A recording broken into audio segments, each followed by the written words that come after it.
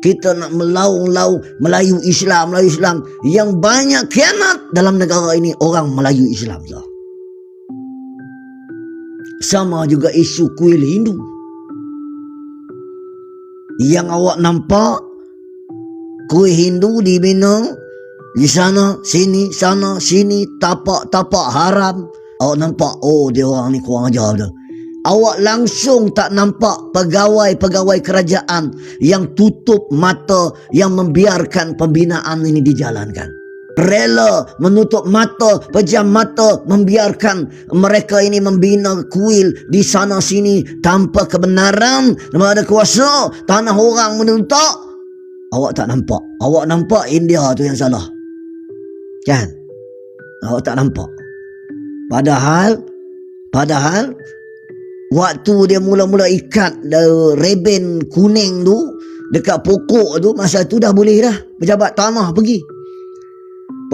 tanah pergi, ketua kampung buat laporan kat pejabat tanah bawa dalam mesyuarat tindakan daerah.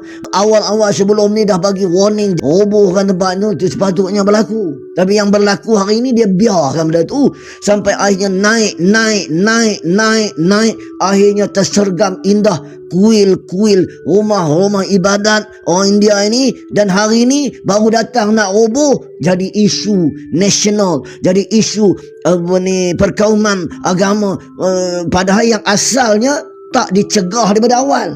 Padahal boleh nampak benda tu.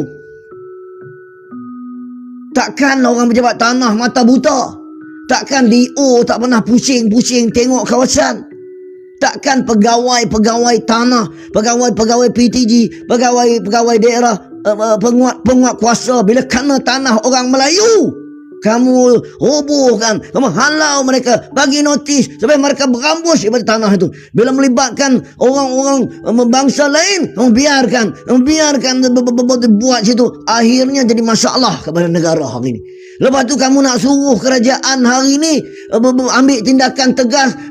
Konon-konon kerajaan tidak bertegas, walhal benda ni dah berlaku lama, saudara. Benda ni dah berlaku puluhan tahun. Daripada Perdana Menteri dulu lagi dah berlaku. Hari ini kamu nak letak semua bebanan itu kepada Perdana Menteri yang baru, PMH, Perdana Menteri yang ada hari ini, Datuk Seri Anwar Ibrahim. Tak buat kerja, tak buat tindakan, tak buat apa. Gila kamu lah. Yang bertanggungjawab biarkan benda tu, daripada dia buat kecil kuih tu, bukan terus naik sebiji macam tu. Kenalah sebab apa? Sebab dia dah jadi tempat dia rumah ibadat. Kamu nak pergi roboh, memang dia jadi sensitif.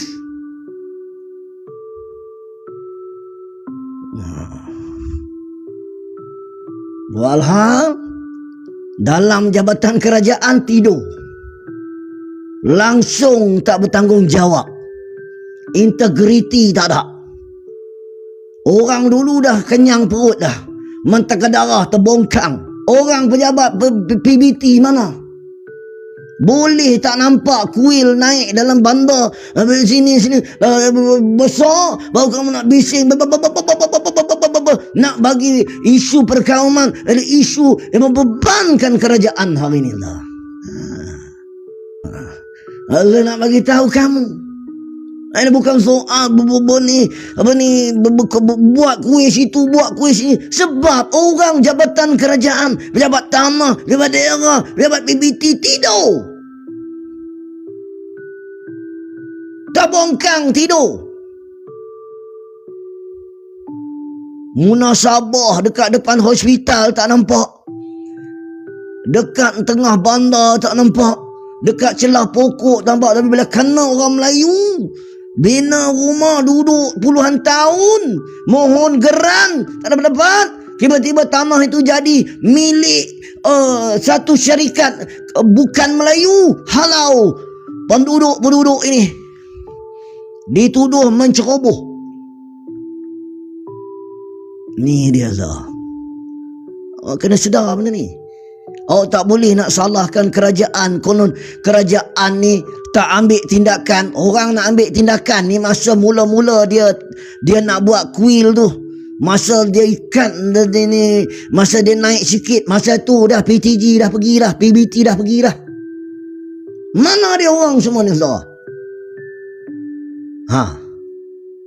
Bila orang dah buat kuil, dah semayang kat situ, dah beribadat bertahun-tahun, kita nak attack dia, memang dia marah. Dia akan bertikai. Dia akan beritahu selama ni kenapa kamu diam.